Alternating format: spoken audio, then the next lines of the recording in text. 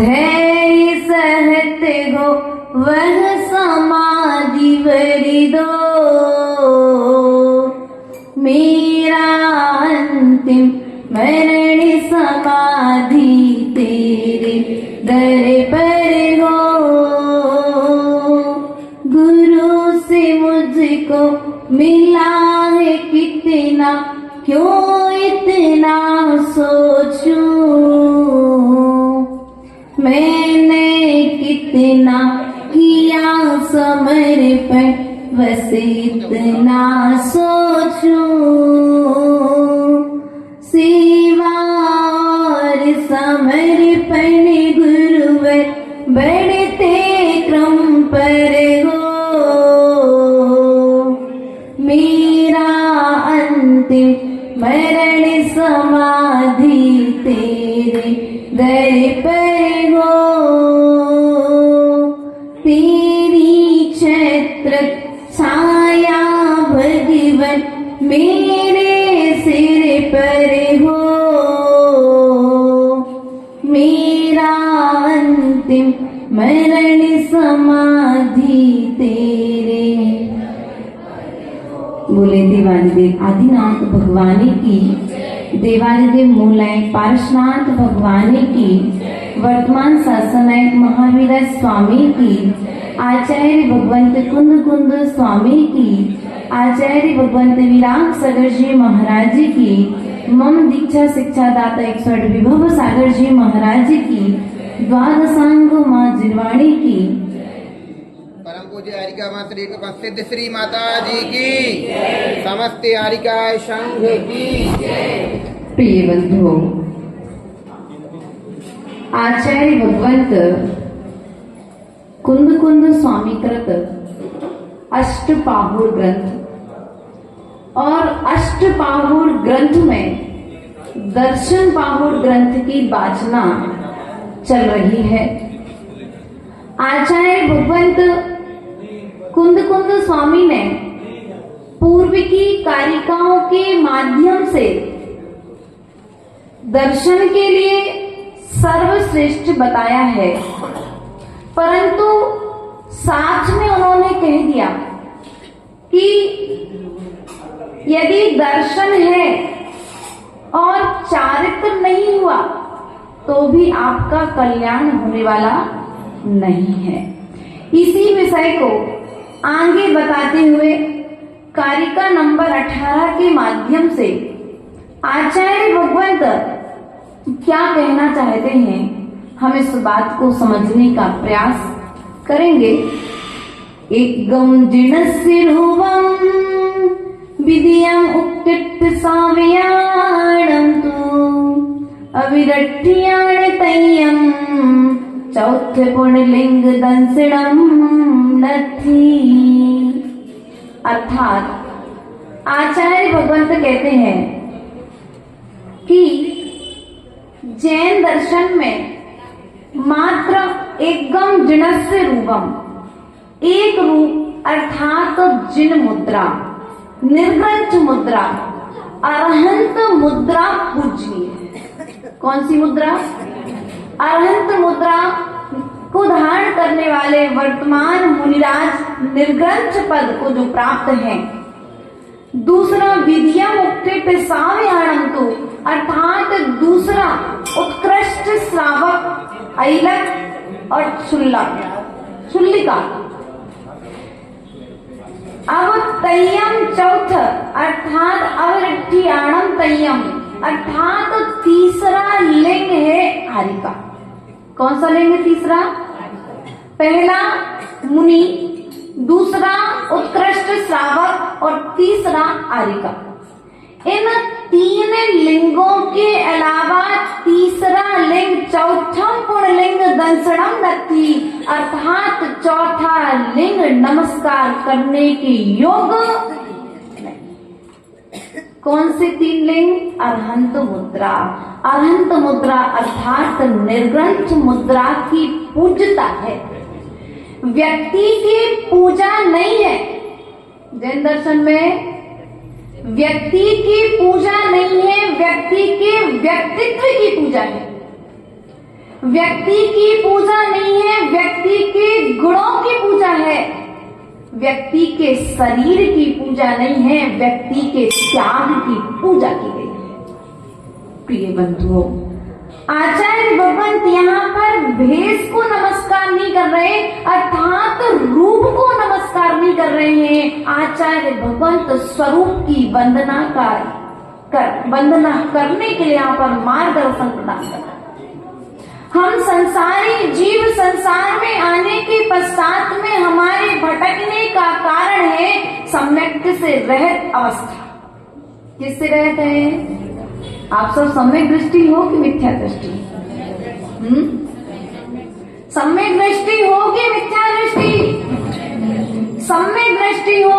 व्यवहार की अपेक्षा से यदि आपकी वर्तमान क्रिया को देखा जाए तो हम आपको सम्यक दृष्टि कहते हैं, लेकिन जब निश्चय नई की अपेक्षा से जब हम देखने बैठेंगे तो आप स्वयं निर्णय कर देंगे हम मिथ्या दृष्टि है। क्योंकि जहां पर जब तक भेद विज्ञान नहीं हुआ तब तक हम सम्यक दृष्टि हुए क्या? अभी भेद विज्ञान नहीं हुआ है। शरीर और आत्मा को जो एक मान करके बैठा है वह निश्चय नए की अपेक्षा से मिथ्या दृष्टि है, लेकिन व्यवहार नए की अपेक्षा से यदि देखा जाए तो देव शास्त्र और गुरु को मानने वाला जीव सम्यक दृष्टि है। और यह व्यवहार सम्यक दर्शन एक ना एक दिन हमें निश्चय सम्यक की यात्रा करा देगा। प्रिय बंधुओं, ध्यान रखना, ज्ञान को प्राप्त करने में तो हमने पूरा जीवन लगा दिया। क्या किया?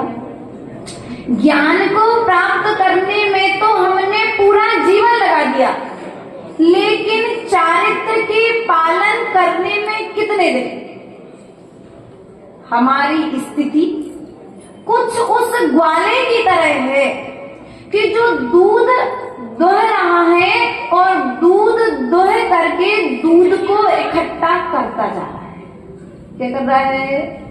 उसी प्रकार से हमारे लिए मार्गदर्शन मिला कि सम्यक दर्शन के साथ में सम्यक ज्ञान को भी प्राप्त कर लेना चाहिए। तो सम्यक ज्ञान को प्राप्त करने में तो हम लगे हैं, लेकिन सम्यक ज्ञान का आचरण करने में चारित्र की ओर हमारी दृष्टि अर्थात उस ग्वाले की तरह स्थिति है, जो ग्वाला ज्ञान दूध को इकट्ठा करके रख तो रहा है, लेकिन दूध को इकट्ठा करके रखता जाएगा और घी नहीं बनाएगा तो उस दूध की स्थिति क्या होगी?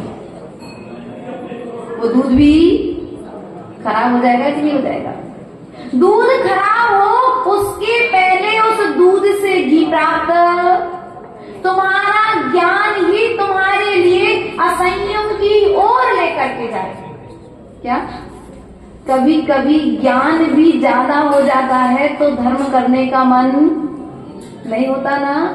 कई बार ज्यादा धर्म करने वाले जीव ज्यादा कसाय करते हुए पाए जाते हैं। इसलिए ऐसा ज्ञान, इतना ज्ञान प्राप्त करना जितने ज्ञान से बड़ों की विनय बने। इतना ज्यादा ज्ञान प्राप्त मत कर लेना कि तुमसे श्रेष्ठ चारित्र का पालन करने वाले तुम्हारे सामने रह आए और तुम्हारा नमस्कार करने का भाव न हो। ऐसा ज्ञान भी ज्ञान नहीं है, यह ज्ञान भी तुम्हारे विनाश का कारण है। हाँ, जो विनय से रहित है वह ज्ञान विनाश का, सम्यक ज्ञान विकास का कारण है और विनय से रहित ज्ञान विनाश का कारण है। इसलिए आपके पास ज्ञान है, उस ज्ञान का उपयोग विनय रूप करना। विनय से विद्या आती है। क्या आती है? पढ़ी ना, छोटे में गाथा स्कूल में पढ़ाते थे, है ना? हाँ, याद है, सबको याद है। विनय के द्वारा विद्या आती है और विद्या के द्वारा क्या आता है? आचरण आता है। और जब आचरण आता है तो हमारी संसार की यात्रा पूर्णता को प्राप्त हो जाती है। प्रिय बंधुओं, एक व्यक्ति कुआं खोद रहा है। क्या कर रहा है? कुआं खोद रहा है, गड्ढा कर रहा है और मिट्टी निकलती आ रही है। क्या हो रही है? जब जमीन को खोदते हो तो मिट्टी निकलती कि नहीं निकलती? निकलती है। और जब मिट्टी निकलती आ रही है और खोदते खोदते खोदते उसके लिए 15-20 फुट पर पानी, बोलो तो 15-20 फुट पर पानी। अब उससे 15-20 फुट पर जब उसे पानी प्राप्त हो चुका है तो अब उसे क्या करना चाहिए? उस कुएं को बांधना, बोलो तो बांधना चाहिए। यदि सम्यक दर्शन का आचरण करते करते यदि सम्यक ज्ञान प्रकट हो गया है तो सम्यक ज्ञान के लिए चारित्र के द्वारा बांध लो, वरना क्या होगा? कुछ समय तक तो वह ज्ञान रहेगा, वह गड्ढा जो खोदा है ज्ञान का पानी रहेगा। यदि उसे बांधोगे नहीं तो क्या होगा? वह कुआं भी क्या हो जाएगा? फिसल जाएगा और मिट्टी से पुनः फिर झिर क्या हो जाएगी? झिर। देखो, ज्ञान की झिर तो लगी हुई है, लेकिन अब उस झिर को, उस जल को यदि जीवन भर प्राप्त करना है तो उसे सम्यक आचरण के द्वारा बांध लो, वरना फिर फिसक जाएगी, मिट्टी गिरेगी तो वह झिर भी बंद हो जाएगी। प्रिय बंधुओं, हमें विचार करना है। आचार्य भगवंत कह रहे हैं हम किस किस को नमस्कार करने नहीं जाते। ये मस्तक हमारे कहाँ कहाँ नहीं झुकता है। देव शास्त्र गुरु के अलावा क्या हमारा मस्तक अन्य कहीं भी झुकता है? स्वयं का अध्ययन स्वयं को करना पड़ेगा। स्वयं कापी लिखो और स्वयं चेक करो। यहाँ पर तो पंडित जी ने पेपर लिया और चेक करके आपके दे देंगे बना करके नंबर, लेकिन आप जो सम्यक दर्शन का आचरण कर रहे हैं, सम्यक ज्ञान का आचरण कर रहे हैं, सम्यक चारित्र का आचरण कर रहे हैं, इसका रिजल्ट कौन निकालेगा? स्वयं को निकालना। आप कितने सच्चे हैं, आप कितने झूठे हैं, इस बात को कौन बताएगा?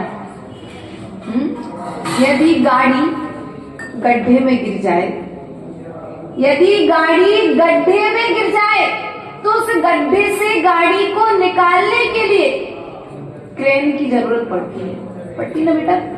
क्रेन देखिए कुंडलपुर में लगी, जहां जहां बड़े बड़े मंदिर बनते हैं वहां पर प्राय करके बड़े बड़े पत्थरों को उठाने के लिए यहाँ भी लगी है। तो उस गड्ढे में गिरी हुई गाड़ी को निकालने के लिए क्रेन की जरूरत पड़ती है।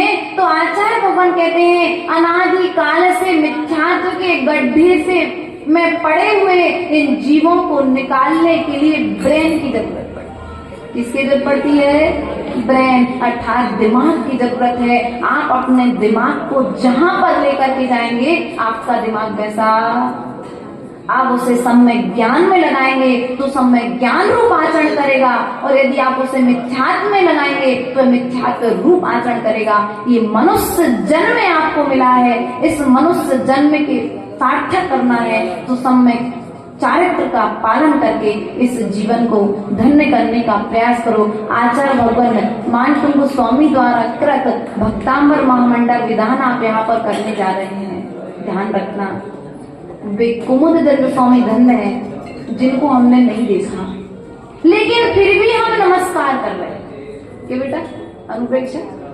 जिन कुमुदचंद्र स्वामी को हमने नहीं देखा उनको फिर भी हम नमस्कार, जिन मानतुंग स्वामी को हमने नहीं देखा फिर भी हम श्रद्धा पूर्वक नमस्कार, जिन कुंद स्वामी को हमने नहीं देखा उन्हें फिर भी नमस्कार, और जिन पारसनाथ को हमने नहीं देखा उन्हें भी हम श्रद्धा पूर्वक नमस्कार करते हैं। तो ये गाथा भी आपसे यही कह रही है, जिस प्रकार से जिनको आपने नहीं देखा उन्हें श्रद्धा पूर्वक नमस्कार करते हो, तो अनंत की मुद्रा को धारण करने वाले वर्तमान में निर्ग्रंथ साधु तुम्हारे नगर में आ जाए तो श्रद्धा पूर्वक नमस्कार करना, समय दर्शन हो जाए। कहीं दूर जाना नहीं है। तुम्हारी परीक्षा तुम स्वयं दो और स्वयं रिजल्ट बनाओ। चाहो तो 90% डालो और चाहो तो 100 अंक स्वयं को डालना है, क्योंकि क्योंकि तुम्हारे परिणाम तुमको स्वयं मालूम है, ऊपर जा रहे हैं कि नीचे जा रहे हैं। कितने गहरे पानी में हो, इस बात का ज्ञान किसको है? स्वयं को है। इसलिए स्वयं को पहचानने का प्रयास और पुरुषार्थ करोगे तो निश्चित ही परमात्मा बन जाओगे। इन्हीं भावनाओं के साथ में बोले परम पूज्य आचार्य गुरुवर स्वर्ण विभव सागर जी महाराज जी की, परम पूज्य हरिका माता सिद्ध श्री माता जी की, समस्त हरिका संघ की, जिनवाणी माता प्रिया।